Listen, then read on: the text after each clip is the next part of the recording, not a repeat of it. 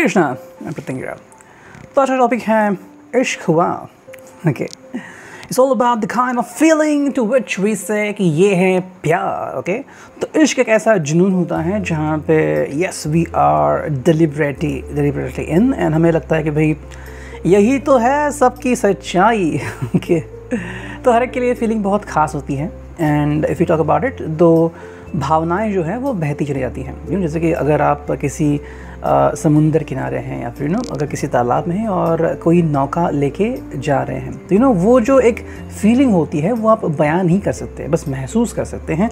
तो इसीलिए इश्क हुआ इज़ लाइक अ फीलिंग। अगर जो प्यार में है बस वही पर्सन इसको समझ सकता है ना, दैट इज़ वंडरफुल। जैसे कि जिसको क्रिकेट पता है उसको पता है कि last ball last wicket last run क्या होता है, तो किसको इसका ये महसूस नहीं होगा, लेकिन अगर आपको पता है तो आप ही उसे महसूस कर सकते हैं। Okay, so all about that. और अब हम देखने वाले हैं क्या होती हैं इसकी रीडिंग। Fantastic one. ठीक है, हमारे सामने हैं कुछ ऑब्जेक्ट्स, ये हैं टैरो, ये है ओरेकल, ये है दूसरी ओरेकल। ठीक है, तो हम तीन ओरेकल यूज़ करने वाले हैं और देखते हैं कि अभी रीडिंग क्या आती हैं। तो चलो सबसे पहले हम चुनते हैं इस टैरो को और करते हैं कुछ कार्ड्स की शफलिंग। चलो 1 2 एंड 3।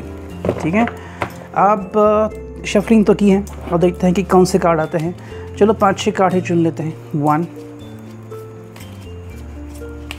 सिर्फ 6 ही कार्ड चुनने, 1 2 3 4 5 एंड एक और कार्ड 6। चलो 6 कार्ड आ चुके हैं। अब देखते हैं कि ये 6 कार्ड हमें क्या बताते हैं, क्या है स्टोरी। ओके यस, पहला जो कार्ड है यहाँ पे, I hope you could see that, I think I need to do like this, yes but ठीक है। देखो पहला ये जो कार्ड यहाँ पे आ चुका है वो है queen of cups. Okay, as you can see ये है वो कार्ड।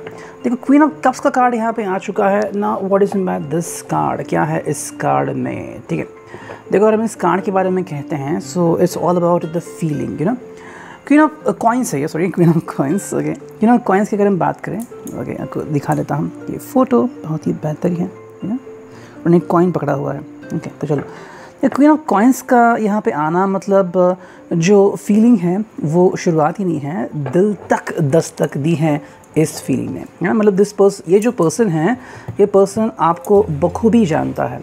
ठीक है, आपको पहचानता है ये पर्सन। ओके, तो ये बात है, this person knows more about you. तो अगर आप अपनी खुद की बात करें या फिर अपने रिश्ते की बात करें, सो हुएवर द पर्सन, या फिर अगर आपके बारे में भी है तो कहीं ना कहीं यहाँ पे जो साइंस आ रहे हैं वो हो सकते हैं Pisces, Leo, Aries, Gemini, taurus, okay and Capricorn. ठीक है, ये मेजर साइन हो सकते हैं डिपेंडिंग ऑन दैट पूरे रीडिंग के लिए। ठीक है, हाँ लेकिन कम ज़्यादा हो सकते हैं, जैसे कि अगर आपकी अगर कोई अलग साइन हो तो शायद ये साइन उनको मैच हो, डिपेंडिंग ऑन दैट। ठीक है, क्वीन ऑफ कॉइन्स का मतलब क्या है कि ये जो दस्तक है वो दिल तक जा चुकी है। मतलब ये पर्सन पूरी तरह से प्यार में है।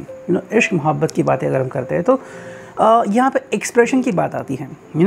अब एक्सप्रेशन किसी के लिए अलग अलग हो सकते हैं। शायद किसी के हिसाब से एक्सप्रेशन मतलब गिफ्ट्स देना हो, किसी का मतलब एक्सप्रेशन मतलब बहुत सारे फ़ोटोज़ खींचने हो, बताना हो कि भाई we are in love, we are as a couple, we are in relationship, we are in union, ये भी हो सकता है।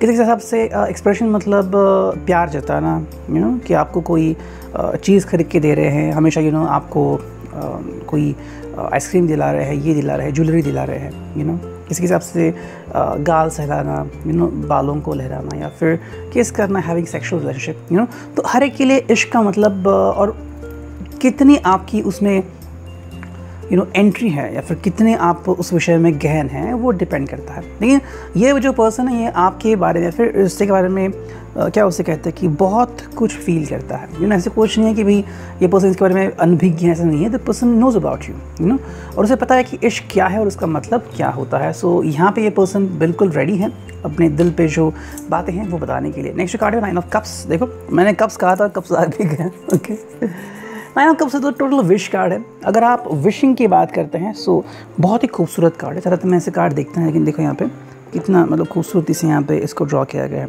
As you can see about the card, बहुत अच्छी ब्यूटी है यहाँ पे। ठीक है, देखो 9 ऑफ कप्स का मतलब है यहाँ पे कि जो ख्वाहिशें हैं वो पूरी हो रही हैं। देखो हमारे जहन में एक चेहरा होता है, ऐसा नहीं कि पूरा बना होता है, लेकिन हाँ कुछ होता है कि भाई वो पर्सन दिखने में ऐसा होगा, उसकी आवाज़ ऐसी होगी, वो ऐसे बात करेंगे, उनका बिहेवियर ऐसा होगा। तो अगर जब रियलिटी में ऐसा कुछ होता है तो मैं फिर ऐसा होता है कि भाई यही तो प्यार है and I am on the right track, मैं सही जगह पे हूँ। तो अगर आप दोनों की बात की जाए तो दोनों ही यहाँ पे एक दूसरे से क्या उसे कहते हैं, एक दूसरे से कनेक्टेड हैं and you feel that you are totally interconnected. आप दोनों ही कनेक्ट हो चुके हैं एक दूसरे से और आप दोनों की जो ख्वाहिशें हैं वो कहीं ना कहीं पूरी हो रही है। जिसमें कहते हैं ना कि भाई we should love somebody else, लेकिन ये प्यार दिल से होना चाहिए, दिमाग से नहीं। दिमाग से कुछ लोग प्यार करते हैं, बस निकल गया तो प्यार छूट गया, ये नहीं। यहाँ पे जो प्यार है वो दिल से प्यार है। और खुशी इस बात की है कि ये सच्चा प्यार हो सकता है या फिर जिसे हम कहेंगे भाई ये रियल प्यार है। झूठा दिखावा नहीं है, फिल्मों की तरह नहीं है कि कोई दिखाता है कि हम कितने प्यार में हैं और जैसे ही सीन हो जाए तो अपने अपने रास्ते चले गए, नहीं, ये रियल है। तो आई थिंक कहीं ना कहीं इसी बात को लेके आप दोनों शायद बात करते हैं। आप दोनों ही एक दूसरे को समझते हैं, लेकिन शायद थोड़ा कोई ऐसा होता है कि कई बार वो आपके लिए बहुत कुछ कर जाते हैं और कई बार आप कहते कि भाई मैं तो उनके लिए कुछ कर ही नहीं पाई, फिर मैं उनके लिए कुछ कर नहीं पाया, बिल भी उन्होंने दे दिया, ये भी किया, वो भी किया, मुझे भी विश किया, ये किया, वो सब किया। सो ये हर एक की पर्सन की अलग अलग पेशकश होती है, अलग अलग अदाएँ होती है। So what do you think about them and what you get in return, ये बहुत इंपॉर्टेंट है। सेकेंड जो कार्ड है मैं यहाँ पे दिख रहा है, ओके, कार्ड्स को यहाँ पे रखता हूँ, यस, वो है प्रिंसेस ऑफ सोर्ड्स। वाह, प्रिंसेस ऑफ सोर्ड्स यहाँ पे आ चुका है ना। Prince of sword is all about understanding. देखो यहाँ पे एक जो चीज़ है वो बस थोड़ी सी अंडरस्टैंडिंग की है। आई थिंक आप दोनों के बीच में इश्क तो है, जिसमें कहते हैं ना कि इश्क इतना आसान नहीं है ना, बहुत सारे शायर कुछ कह के गए हैं। उसी तरीके से आई थिंक यहाँ पे बात होती है कई बार अपना पॉइंट प्रूव करने की। मे बी शायद आपके रिश्ते में ऐसा कई बार हुआ होगा that some of you could have been trying कि भाई मैं सबसे ज़्यादा प्यार करता हूँ या करती हूँ, या फिर आज तक मेरे जैसे प्यार किसने किया ही नहीं। मैंने तुमको समझा है, मैंने ये किया है, वो किया। So somewhere you are trying to prove your point. या तो आप ऐसा करते हैं या फिर वो ऐसा करते हैं। ये इसलिए कि आप शायद बहुत कुछ करते हैं, और जब आप किसी के लिए बहुत कुछ करते हैं तो दिल में एक फीलिंग आती है कि somebody should take a note of it, है ना। जब अगर आप किसी चीज़ के लिए मेहनत करें तो आप सच में चाहते हैं कि वो मेहनत दिखे, उसका फल आपको मिले, है ना।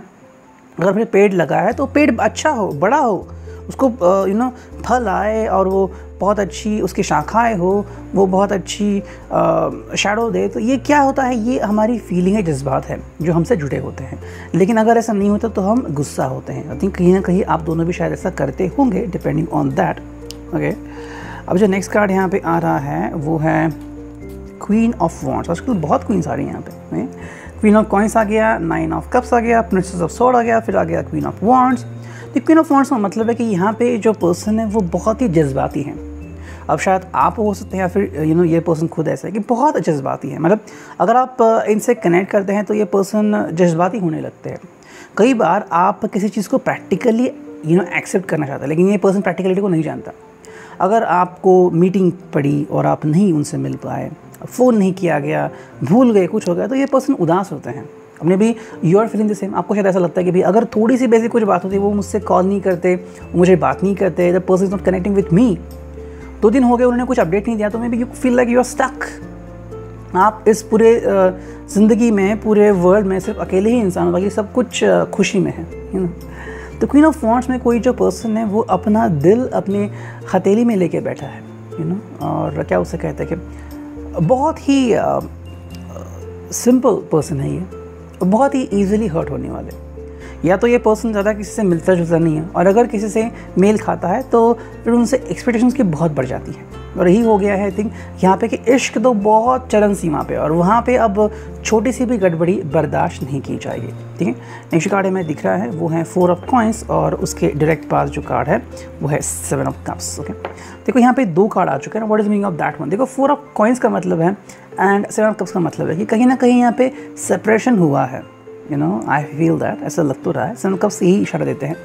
देखो कई बार हम कोई चीज़ बहुत ही ज़्यादा करते हैं, और ऐसे कई एग्जाम्पल भी होते हैं ज़िंदगी में, कि किसी को कोई पसंद आता है और वो कहता है कि भाई हमारा तुम्हारा तो जन्म जन्म का रिश्ता है।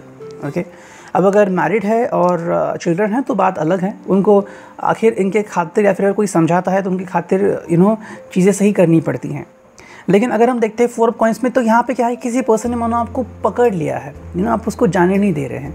तो ये मतलब यूँ हो गया कि आपको कोई पेड़ इतना अच्छा लगा कि आपने उसको पकड़ ही लिया है, और आप उसे बढ़ने ही नहीं दे रहे, तो क्या होगा फिर इसका नतीजा, है ना।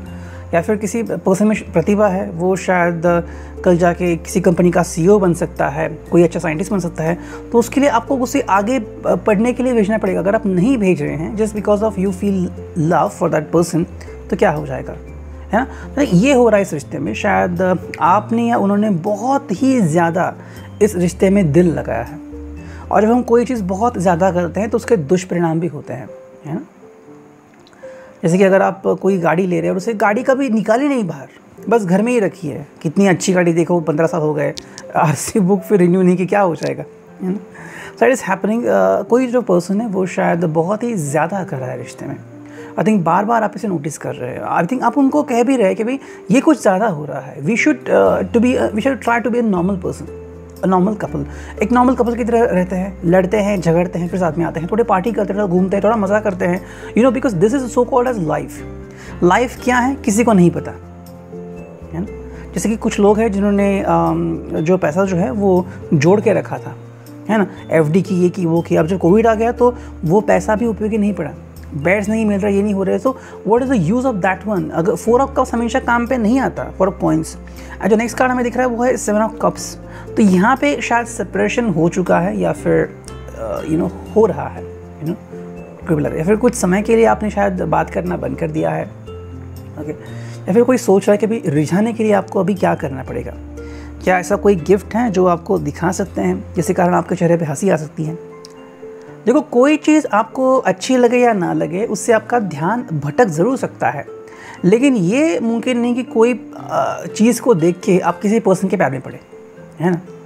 You might love to see और to watch a Mercedes, doesn't mean because of the Mercedes you are following in love with that kind of person, जो इसका ड्राइवर है, जो इसको चलाता है ना। There is a difference.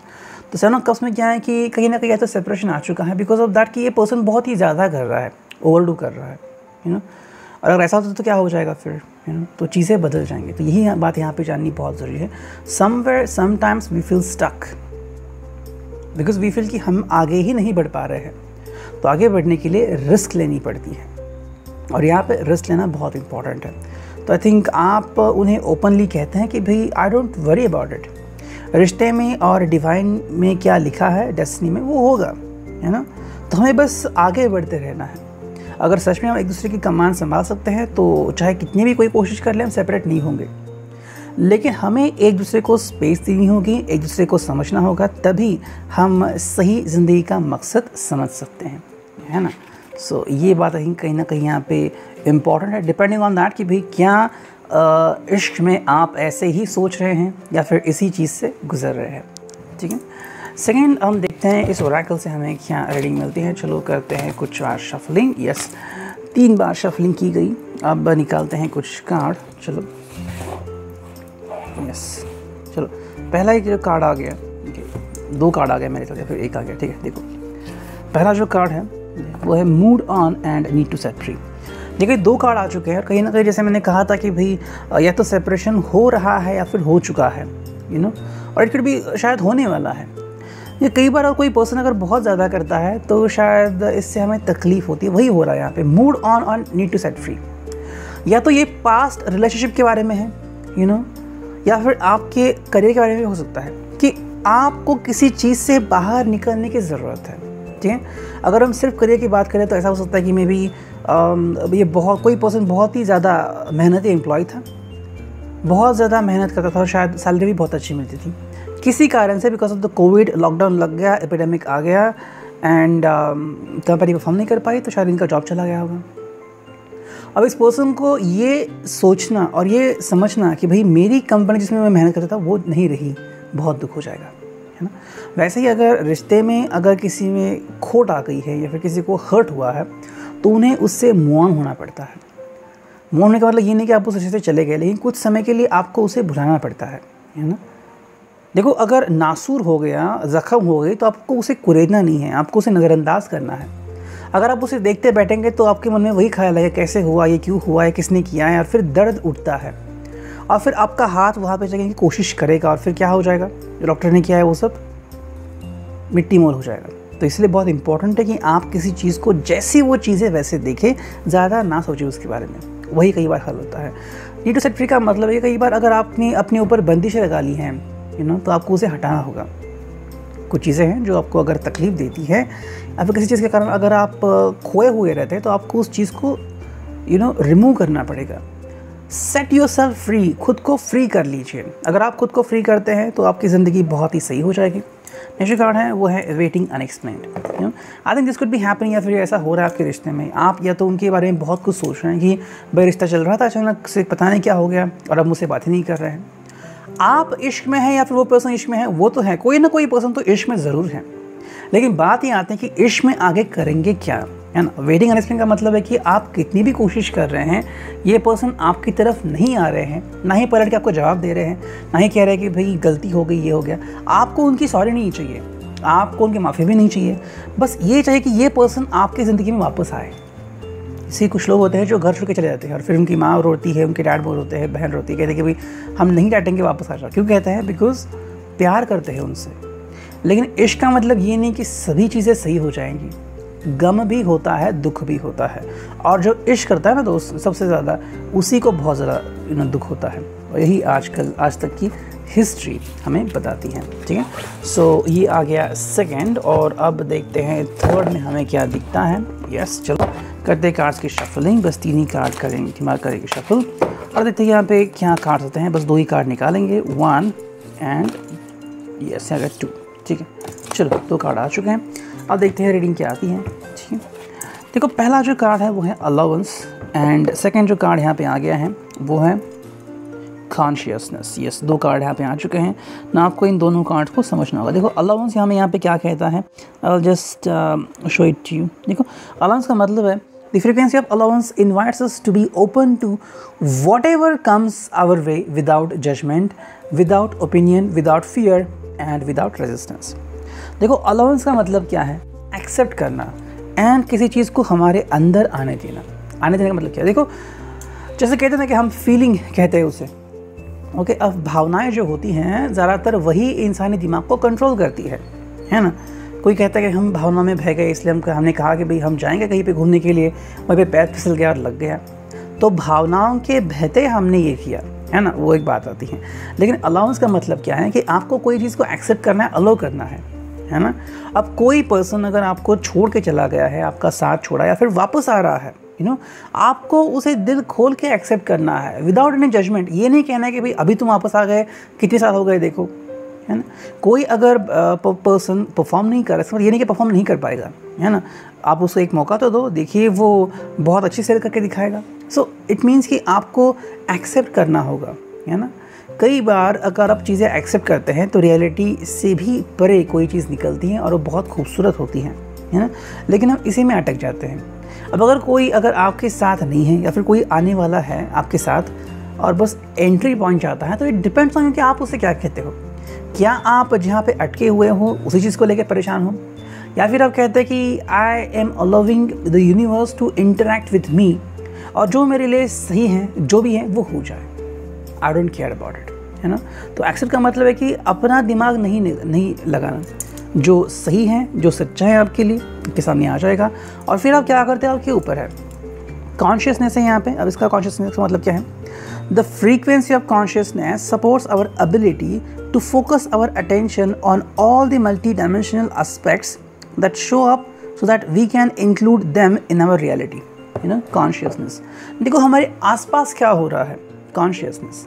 जैसे कि कोई पर्सन जो है वो अंधा बनने की नाटक करता है, या फिर सच में अंधा बन जाता है। इट्स लाइक आप जिसे प्यार करते हैं, क्या उसे सिर्फ आपकी खूबसूरती पसंद है, आपके पैसों से प्यार है, या बस आप उनके लिए एक टाइम पास हो, देखो आप शायद सच्चे इश्क में हो सकते हो, ये मैं मानता हूँ।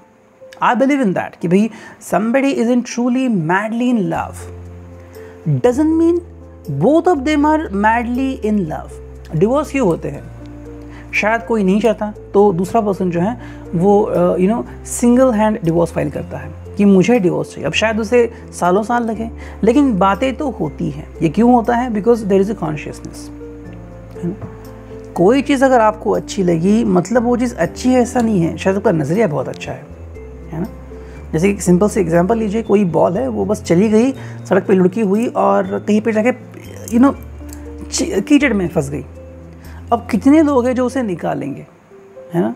लेकिन आपको दिख रहा है कि कोई बच्चा है, उसके लिए बॉल बहुत स्पेशल है, फिर छोटे बच्चे उनके लिए बहुत स्पेशल है और वो निकाल नहीं पा रहे हैं, और आप एक सूट बूट में फिर भी अगर जाके खुद को कीचड़ लग रहा है फिर भी उसे निकाल रहे हैं और पानी से धो के उसको दे रहे हैं, तो उसके चेहरे पे जो खुशी होगी वो आपको बाकी कहीं नहीं मिलेगी। शायद आप पार्टी में जाएंगे, वहाँ पे बस हंसी मजाक होगा, शायद इंटरव्यू में जाएंगे, वहाँ पे बस क्वेश्चन आंसर होंगे, जॉब में जाएंगे तो शायद वही रोज़ का घिसा पिटा काम होगा, लेकिन आज जो खुशी आपको मिली है वो बाकी कहीं नहीं मिलेगी। तो यही बात है कॉन्शियसनेस।